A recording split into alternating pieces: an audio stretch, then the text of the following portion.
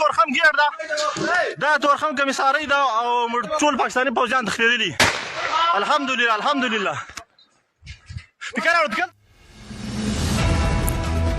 سلامونه ستړي مشه وخت مو په خیر په مکړه د یاران ټي وي یوټیوب چینل څخه د نن ورځې تازه او مهم خبر ته تورخم کې د افغانستان او پاکستان سرحدي ځواکونو ترمنځ نښته شوې له سیمې څخه پاکستاني ځواکونه تښتېدلي دي او پاکستان ته په زیاته کچه مالي او ځاني زیانونه اوښتي دي.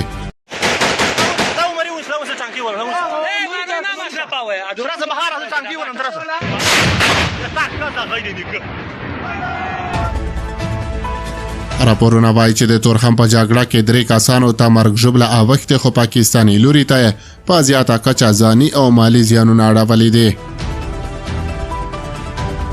د افغانستان د کورنیو چارو وزارت وایان عبدالمتین کانې په تورخم کې د نښتې پخلی کړی او وایي چې دا نښته تېره شپه په تورخم کې د پاکستان او افغان سرحدي ځواکونو ترمنځ رامنځته شوه. په دې نښته کې یو افغان ساتونکی شهید شوی او 2 نورو ټپیان شوي دي.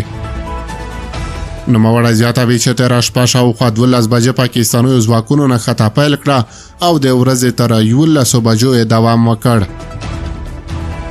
د افغانستان د کورنیو چارو وزارت وایان عبدالمتین کانې د څرګندونو له مخې لومړی سرحدي ځواکونو د خبرو له لارې هڅه وکړه چې جګړه ودروي خو دا هڅه بې پایلې شوه.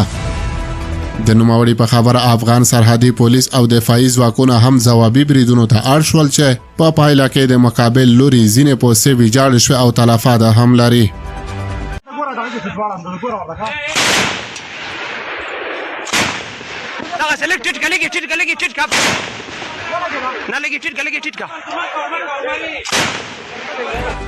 نوموړی وایي چې د لوري ته هم یو سرحدي ساتونکی شهید شوی او 2 نورو ټپیان شوي دي.